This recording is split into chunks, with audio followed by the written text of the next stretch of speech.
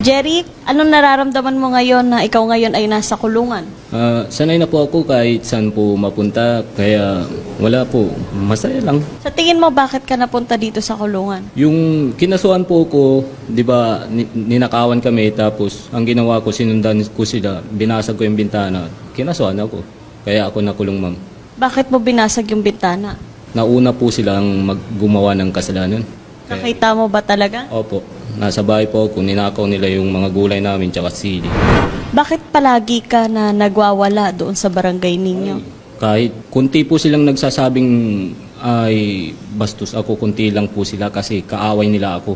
Kaya yun ang sinasabi nila. Ipagtanong ako doon, talagang mabait po ako. Kasi na-try na rin namin na maipagtanong-tanong doon kung ano yung klase na ugali meron ka or paano ka makitungo doon. Ikaw daw ay sakit sa ulo. Ano masasabi mo doon? Ang laging nakakausap nyo po ay mga kaaway ko. Kunti lang po, wala po silang 20. Kasi naiinggit po sila sa akin. Nagme-merienda ako big time ang tawag nila sa akin. Ano sa tingin mo yung kinaiinggitan nila sa'yo?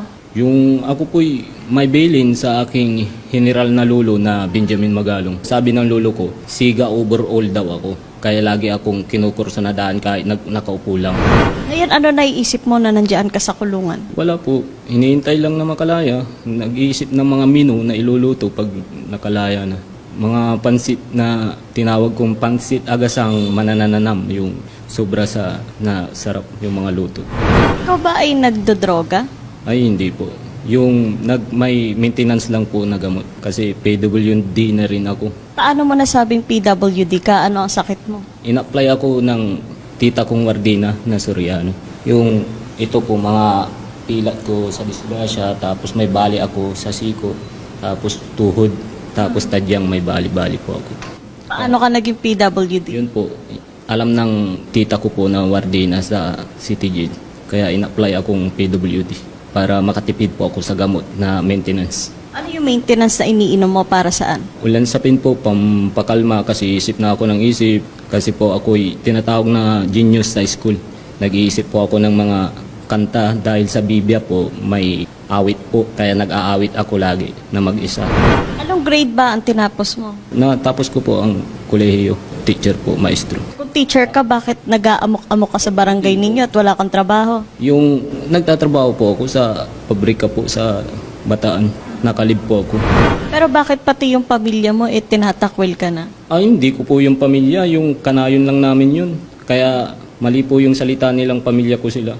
Yun po. Pero paano yan? May mga ebidensya na may hawak ka ng itak. Wala, kahit tanungin nyo yung intel na nanghuli sa akin, tito ko yun, inabot sa kanya yung itak. Maraming nakakita kung, siyempre, hahabulin ko ng itak. Siyempre, may tendency na mapatay ko sila. Ang hina nilang tumakbo, mabilis po ako, athletic. Medalist po ako, mabilis ko po silang mapapatay. Walang namatay. Nabanggit nila, Kapitan, na ikaw ay pinunta sa ospital, sa mental hospital, pero ikaw ay negative nga sa kapansanan pang mental. Ngayon, ginagamit mo na lang ba ito para makatakas diyan sa mga kasalanan na ginawa mo para hindi ka makulong?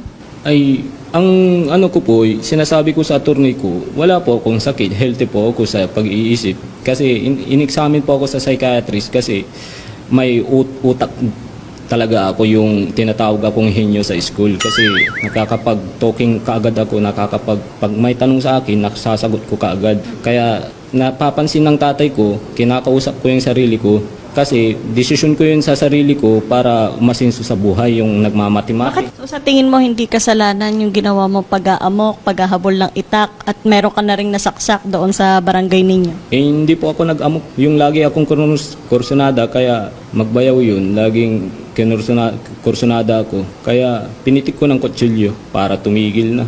Yun ang ginawa ko. Hindi po ako nag-amok. Sa tingin mo tama yun? Sigaw.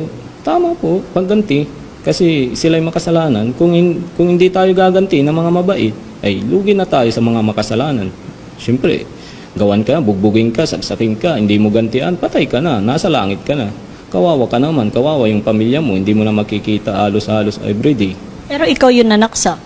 Opo, kasi kursunada ako lagi. Hindi po ako lagi yung nag-uumpisa, biktima lang po ako. Gumanti lang po ako. Ano lahi mo? Yung Pinoy po, tapos all abroad. All abroad, tapos may dugong Pinoy. Yung kada bansa po, May lahi ka? opo, all Mother Earth ang tawag.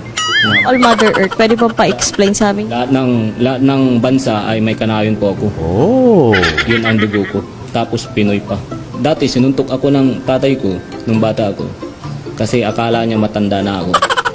Yung sa lolo ko na Bongbong Marcos na presidente natin sa Pilipinas, lagi po akong ginaganito ng mga kaway ko, binibiktima ko. Yung tignan nyo lang po ang buhay ko na lagi akong kinukursunada. Yun lang po lolo ko na Bongbong Marcos.